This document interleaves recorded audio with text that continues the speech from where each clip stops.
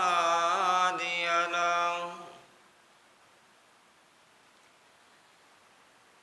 وأشهد أن لا إله إلا الله وأشهد أن محمدا عبده ورسوله اللهم صل على محمد وعلى آل محمد كما صليت على إبراهيم وعلى آل إبراهيم إنك حميد مجيد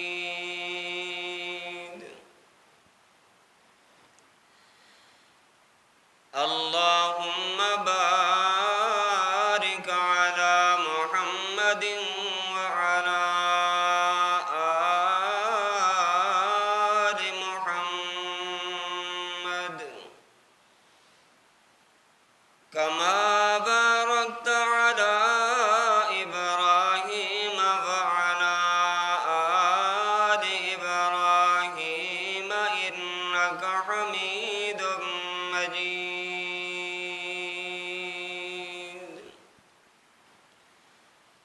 أما بعد فأعوذ بالله السميع العليم من الشيطان الرجيم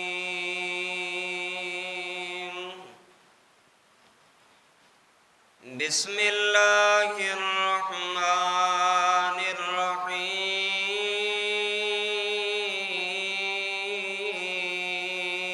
الرحيم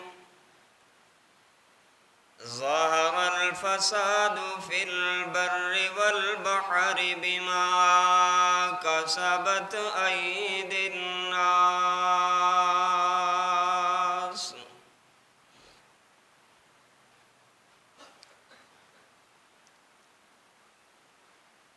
یا الہی جب تک میرے بدن میں جان رہے میری یہ تمنا ہے کہ میرے لب پہ تیرا قرآن رہے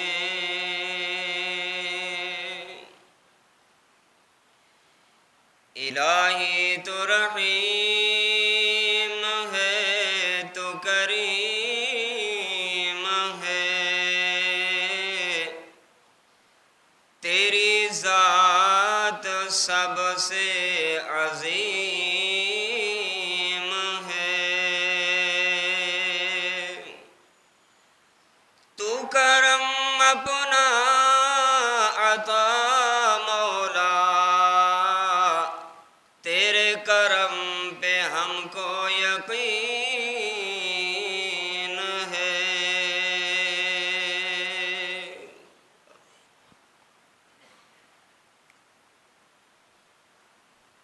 حمد و ثنا کبریائی بڑائی یکتائی تنہائی شہنشاہی اور بادشاہی اللہ وحدہ لا شریک کے لیے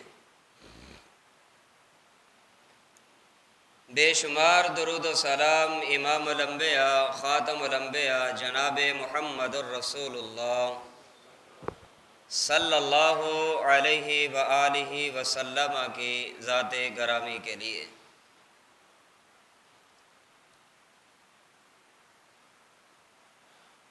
مہینہ سفر کا آغاز ہو چکا ہے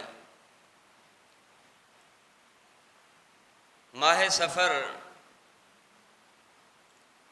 اسلامی مہینوں کا دوسرا مہینہ ہے اسلامی ہجری سال کا آغاز محرم سے ہوتا ہے اور ذی الحجہ پہ ختم ہوتا ہے اس ترتیب سے ماہ سفر دوسرا اسلامی مہینہ ہے لغت میں سفر کے معنی خالی ہونا،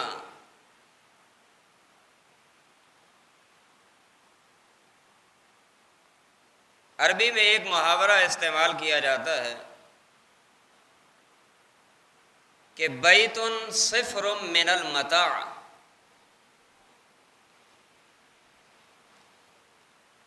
بیت صفر من المتاع، کہ گھر سامان سے خالی ہو گیا۔ ایک اور محاورہ صفر الید، یہ اس وقت بولا جاتا ہے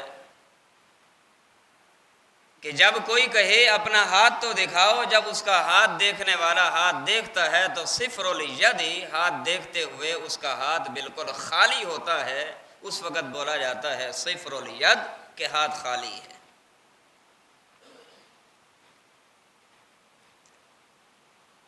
اور یہ بات سمجھ لیجئے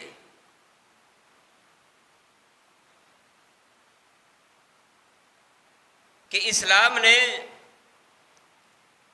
12 مہینوں میں 4 مہینوں کو حرمت والا، عظمت والا، مقام والا، مرتبے والا، شان والا قرار دیا ہے،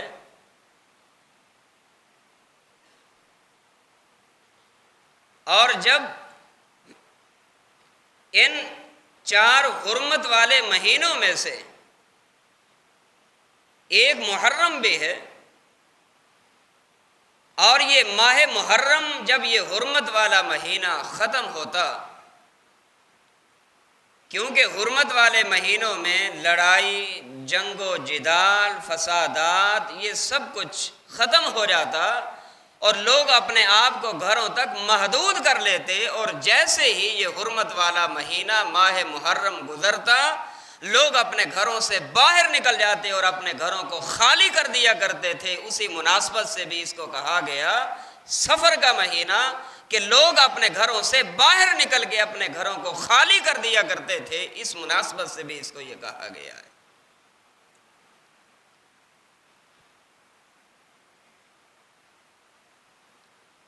لوگوں کے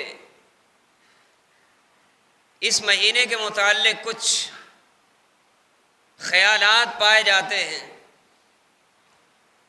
بعض لوگوں کا کہنا ہے کہ ماہ سفر یہ ماہ منحوس ہے، نحوست والا مہینہ اس کو کہتے ہیں۔ اسی وجہ سے لوگ اس مہینے میں کسی کام کی ابتدا کو درست نہیں سمجھتے، کاروبار کا آغاز نہیں کرتے، شادی بیاہ نہیں ہوتی، لڑکیوں کی رخصتی نہیں ہوتی، اور بعض لوگ اس مہینے میں سفر نہیں کرتے،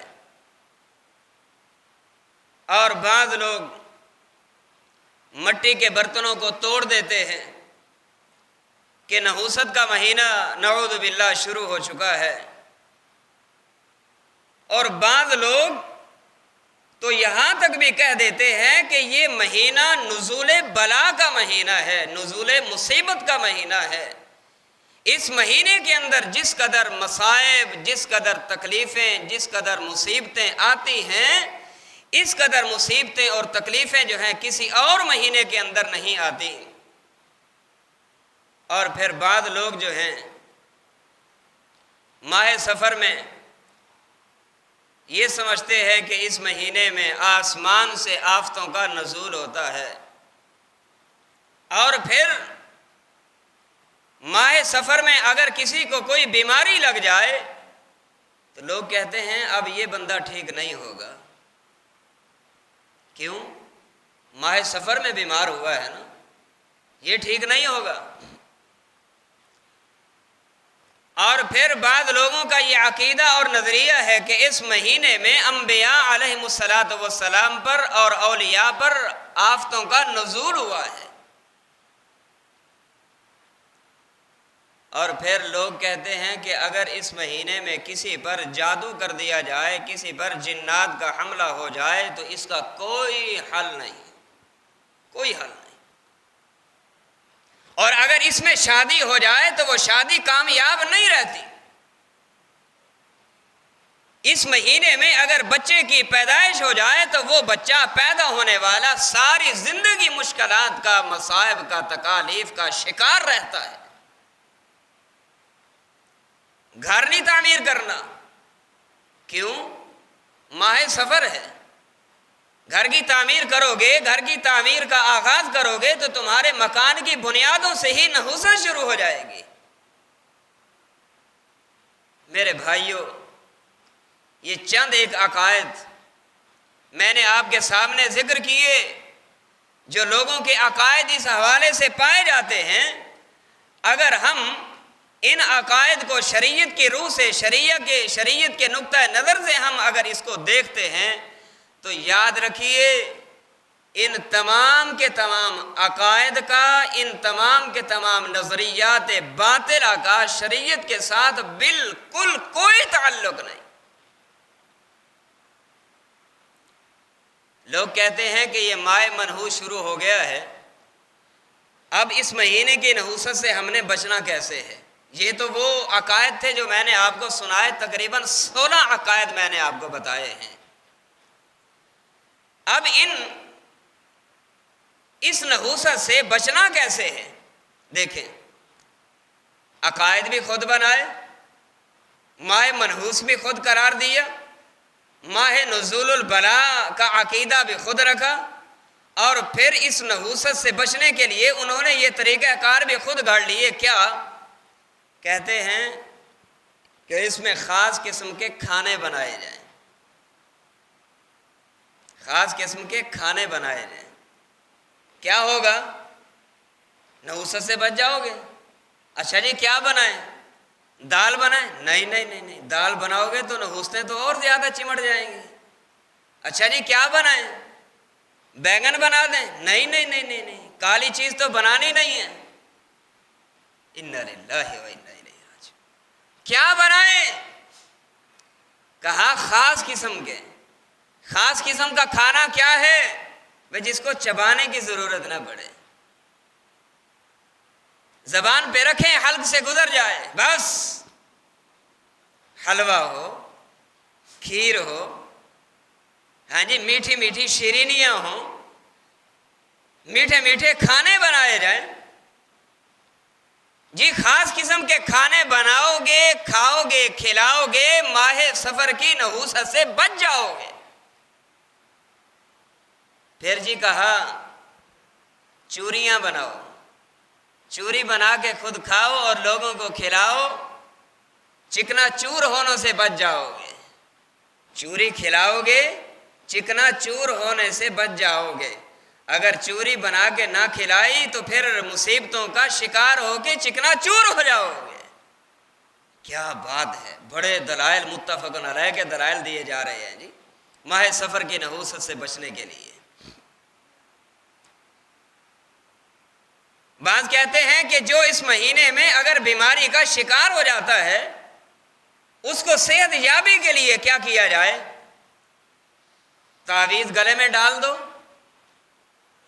یا پھر انگلی میں رنگ ڈال دو، یا پھر ہاتھ میں کڑا ڈال دو، یا پھر کوئی انگوٹھی بنا کے اس انگوٹھی کے اوپر ایسا نگینہ، ایسا پتھر لگا دو کہ وہ پتھر جو ہے آنے والی نحوست سے بھی تمہیں محفوظ رکھے گا، آنے والے مصائب سے بھی تمہیں محفوظ رکھے گا، جیسا کہ لوگوں کا عقیدہ آج بھی پایا جاتا ہے۔ میں نے ایک دفعہ انگوٹھی پہنی ہوئی اور اوپر عام ہی نگینہ لگا ہوا تھا۔ ایک صاحب نے پوچھا، قاری صاحب یہ نگینہ کوئی خاص نگینہ ہے؟ میں نے کہا کیوں، خیریت؟ کہتے ہیں وہ لوگ پہن لیتے ہیں نا، اس سے بخار نہیں ہوتا، اس سے نظر نہیں لگتی، اس سے جنات نہیں چمٹتے، اس سے کسی جادوگر کے جادو کا حملہ نہیں ہوتا۔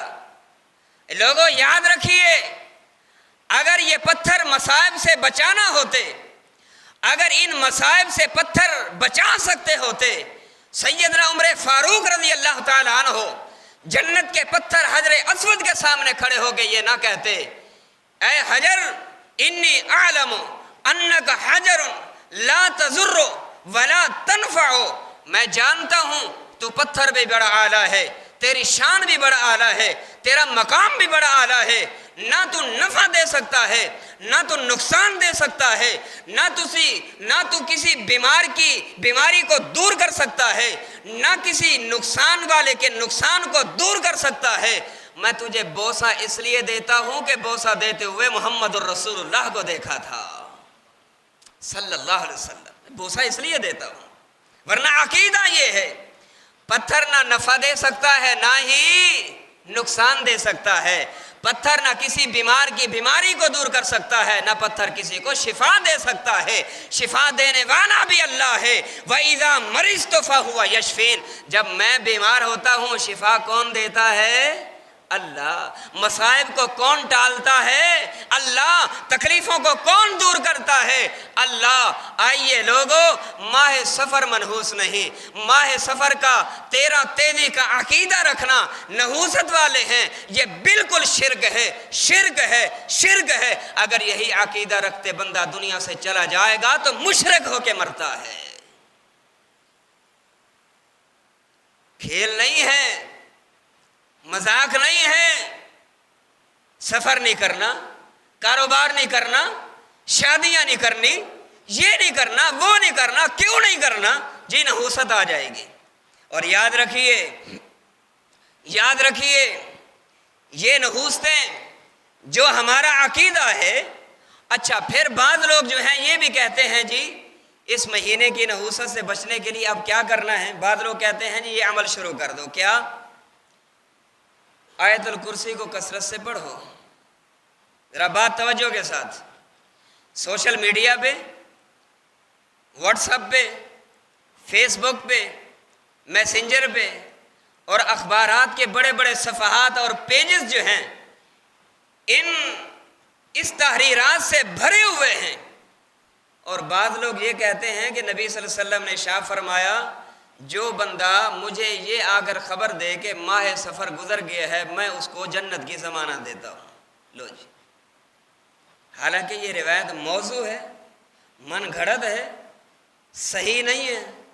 اور آج یہ موبائل ہم اٹھائیں، سوشل میڈیا کو کھولیں، تحریریں بھری پڑی ہیں، تحریر پہ تحریر، حدیث پہ حدیث اور لوگوں کی بنائی ہوئی باتیں جو ہیں، جبکہ اگر ہم اس کو جو ہے صحت سند کے حوالے سے دیکھتے ہیں میرے بھائیوں، کوئی بھی ایک حدیث جو صحت کے درجے تک پہنچ سکے بالکل نہیں ہے۔ کہتے ہیں جی اس کی نحوست سے بچنا چاہتے ہو تو آیت الکرسی کو کثرت سے پڑھو، درود کو کثرت سے پڑھو، اور اللہ لا الہ الا هو الحی القیوم کو 500 بار پڑھو، آدھا گھنٹہ درود شریف پڑھو، اور جب ماہ سفر کا آخری بدھ ہو، ماہ سفر کے آخری بدھ کو ظہر کی نماز کے بعد 2 رکعت پڑھو، اور 2 رکعت پڑھتے ہوئے ہر رکعت میں سورۃ فاتحہ کے بعد سورۃ اخلاص کو 3 مرتبہ پڑھنا ہے، اور جب آپ سلام پھیر لیں، سلام پھیرنے کے بعد 80 مرتبہ آپ نے سورۃ الم نشرح لک صدرک کو پڑھنا ہے، 80 مرتبہ والتین والزیتون اس سورت کو پڑھنا ہے، اور 80 مرتبہ آپ نے سورۃ البقرہ کو پڑھنا ہے، اور پھر 80 مرتبہ آپ نے سورۃ اخلاص کو پڑھنا ہے۔ میں آپ سے پوچھتا ہوں، سورۃ البقرہ جو ہے 2.25 پاروں کے قریب سورت ہے، 80 مرتبہ پڑھتے پڑھتے تو میں سمجھتا ہوں وہ تو بوڑھا ہی ہو جائے گا، پھر کون پڑھ سکتا ہے؟ فائدہ کیا ہوگا جب آپ یہ پڑھو گے؟ فائدہ کیا ہوگا؟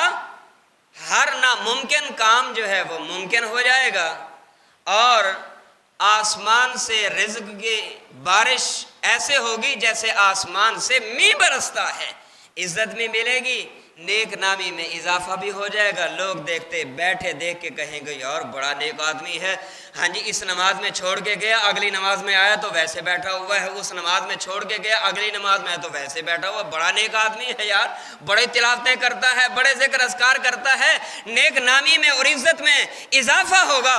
میرے بھائیوں یاد رکھیے، ہاں جی عزت دینے والا کون ہے؟ اللہ۔ ذلتوں سے بچانے والا کون ہے؟ اللہ۔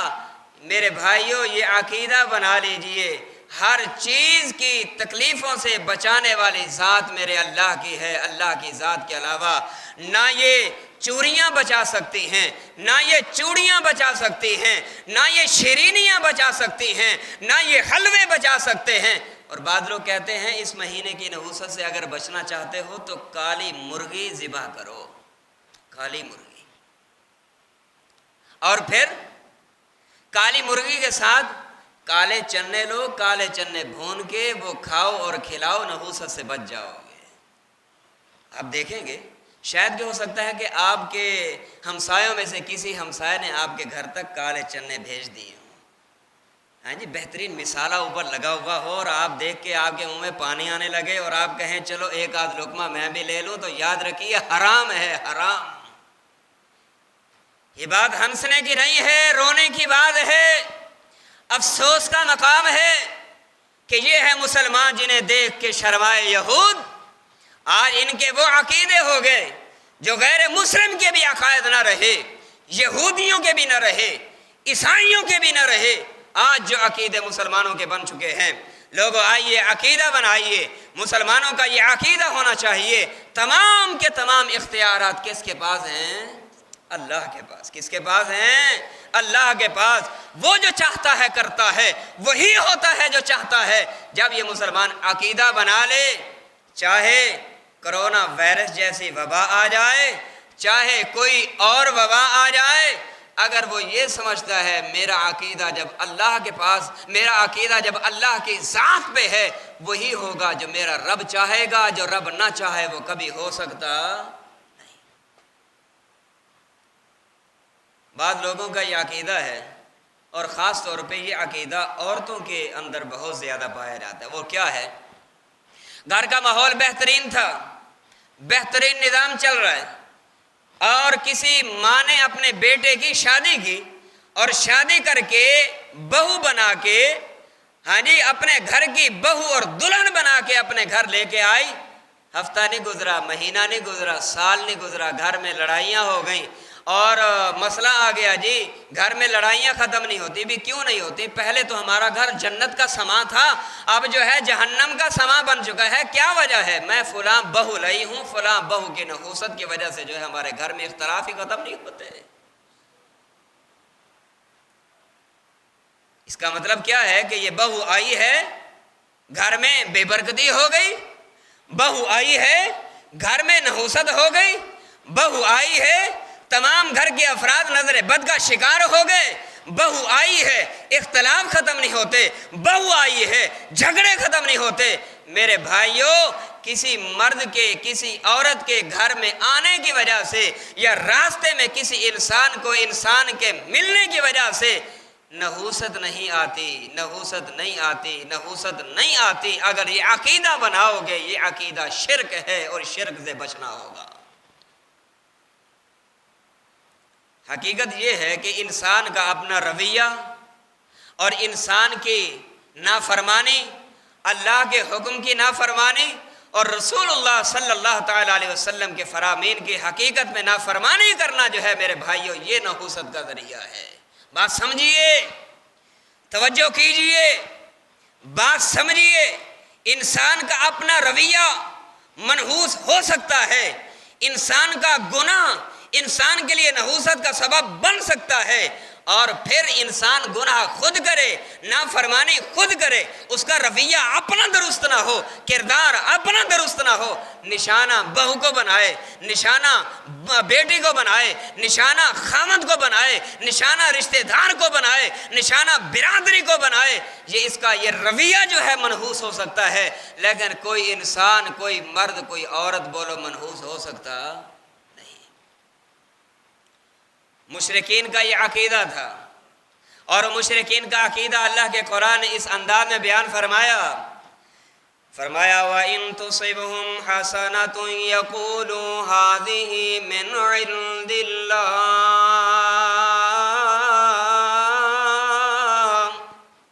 وَإِن تُصِبْهُمْ سَيِّئَةٌ يَقُولُوا هَذِهِ مِنْ عِنْدِ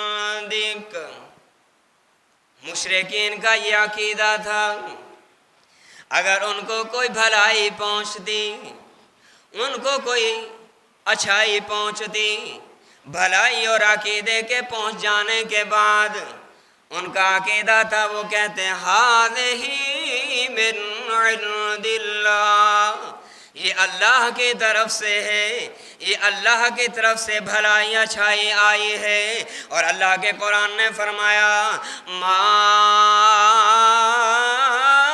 اصابک من سیئۃ وما اصاب ان تصبهم سیئۃ یقولوا ھذہ من عندک، اگر ان کو کوئی تکلیف پہنچ جائے، ان کو کوئی پریشانی پہنچ جائے، ان کو کوئی بیماری پہنچ جائے، ان کے رزق میں فراوانیاں ختم ہو جائیں، وہ آگے محمد کریم صلی اللہ تعالیٰ علیہ وسلم کو کہہ کے نشانہ بنا کے کہا کرتے تھے، کیا فرماتے تھے؟ کہتے تھے ھذہ من عندک، اے محمد صلی اللہ تعالیٰ علیہ وسلم، جب سے تو نے ہمارے معبودوں کو برا بلا کہنا شروع کیا ہے، تیری نحوست کی وجہ سے آج یہ نحوستیں ہمارے اوپر نازل ہونے لگی ہیں۔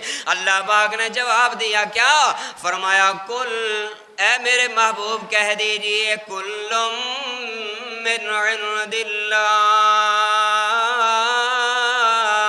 ہر چیز اللہ کی طرف سے آتی ہے، تکلیف بھی اللہ کی طرف سے، اور شفا بھی اللہ کی طرف سے، مصائب کا ہٹنا بھی اللہ کی طرف سے ہوا کرتا ہے، کسی انسان کی وجہ سے نحوست نہیں آیا کرتی۔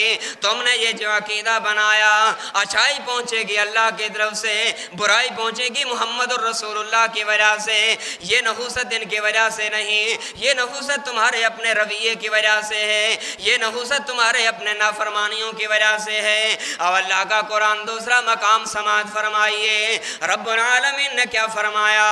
ما اصابک من حسنۃ فمن اللہ، وہ لوگوں جو تمہیں اچھائی پہنچے گی اللہ کی طرف سے آئے گی، وما اصابک من سیئۃ فمن نفسک، اگر تیرے اوپر کوئی مشکل آ جائے، تیرے اوپر کوئی پریشانی آ جائے، تو اگر بیماریوں کا شکار ہو جائے، تو اگر بدحالیوں کا شکار ہو جائے، الزام نہ بہو کو دینا، الزام اپنے خامد کو نہ دینا، الزام اپنے برادری کو نہ دینا، الزام اپنے رشتہ داروں کو نہ دینا، الزام گھر کے کسی فرد کو نہ دینا کہ اس کی وجہ سے یہ نحوست پھیلی ہے، بلکہ اللہ پاک نے کیا فرمایا؟ وَمَا أَصَابَكَ مِن سَيِّئَةٍ فَمِن نَفْسِكَ، اگر تو پہلے خوشحال تھا بدحال ہو گیا، تیرا گھر پہلے جنت کا سما تھا، اب جہنم کے مناظر پیش کرنے لگا ہے، سمجھ لے کہ یہ ایسا کیوں ہوا؟ فَمِن نَفْسِكَ، تیرے رویے کی وجہ سے، تیرے کردار اور نافرمانیوں کی وجہ سے۔ لوگ کہتے ہیں میاں اپنی بغل میں دوسروں کے ہاتھ میں،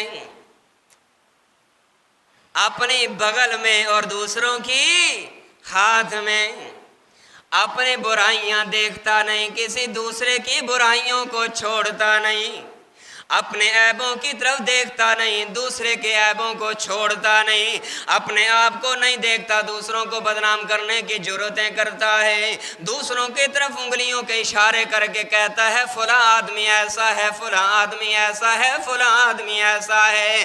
اگر یہ تو گندی انگلی دوسرے کی طرف اشارہ کر کے کہتا ہے فلاں ایسا ہے، اگر یہی انگلی کسی کی تیری طرف اٹھ جائے تو پھر تو بہادر بن کے کہتا ہے انگلی کاٹ دوں گا۔ جب تو اٹھا رہا تھا کسی کی طرف، اس وقت تجھے یاد نہیں آیا؟ جب تو کسی کے اوپر کیچڑ اچھال رہا تھا، اس وقت تیری غیرت کہاں گئی تھی؟ اب تو بڑا غیور بن کے کہتا ہے ہاتھ کاٹ دوں گا۔ اے لوگو، اللہ نے فرمایا یہ تیرے رویے کی وجہ سے نحوست آ سکتی ہے، تیری نافرمانیوں کی وجہ سے نحوست آ سکتی ہے۔ اللہ پاک نے فرمایا وَمَا صَابَكُم مِّن مُّصِيبَةٍ فَبِمَا كَسَبَتْ أَيْدِيكُمْ، جو بھی تمہارے اوپر کوئی مصیبت آئے گی، جو بھی تمہارے اوپر کوئی پریشانی آئے گی، تمہارے اپنے ہاتھوں کی کمائی کا نتیجہ ہوگا۔ زمین میں جو ڈالو گے وہی کاشتکاری اٹھاؤ گے۔ زمین میں چنے کا بیج ڈالو گے، چنے کی فصل اٹھاؤ گے۔ زمین میں جو بو گے وہی فصل اٹھاؤ گے۔ اچھائیاں کرو گے جزا ملے گی، برائیاں کرو گے پھر یہی مصیبتیں اور پریشانیاں ہی آئیں گی۔ ہم اپنا کردار دیکھتے نہیں، اپنے گریبان میں ہم نے جھانک کر کبھی نہیں دیکھا۔ لیکن لوگوں یاد رکھیے، کوئی ہفتہ، کوئی دن، کوئی مہینہ، کوئی سال، کوئی گھڑی منحوس ہے ہی نہیں۔ اور یاد رکھیے، سیکنڈ مل کے منٹ بنے، منٹ مل کے گھنٹے بنے، گھنٹے ملے دن بنا، دن مل کے ہفتے بنے، ہفتے مل کے مہینے بنے، مہینے مل کے سال بنا، سال مل کے زمانہ بن گیا ہے۔ اور اللہ پاک نے فرمایا میرے محبوب اپنی امت سے کہہ دیجئے، کیا یؤذین ابن آدم، آدم کی اولاد مجھے ایذا پہنچاتی ہے، آدم زادہ مجھے رب کو تکلیف دیتا ہے۔ محبوب، اللہ کو تکلیف دینے کا کیا مطلب ہے؟ رب کو تکلیف دینے کا کیا مطلب ہے؟ اللہ پاک نے فرمایا میرے محبوب اپنی امت سے کہہ دیجئے، یسب الدہر وانا الدہر اقلب اللیل والنہار، یہ وقت کو گالیاں دیتا ہے، یہ آدم زادہ زمانے کو برا کہتا ہے، جبکہ زمانہ میں ہوں، میں رات کو لے آتا ہوں، دن کو لے جاتا ہوں، دن کو لے آتا ہوں، رات کو لے جاتا ہوں۔ یہ دن اور رات کا تغیر و تبدل کرنے والا اللہ کی ذات ہے۔ اللہ پاک نے فرمایا میرے محبوب آپ کی امت آدم زادہ مجھے گالیاں دیتا ہے۔ آپ نے لوگوں سے سنا ہوگا، میاں وقت خراب ہو گیا ہے، زمانہ خراب ہو گیا ہے، زمانہ بدل گیا ہے، جبکہ اللہ خود کہتا ہے زمانہ میں ہوں،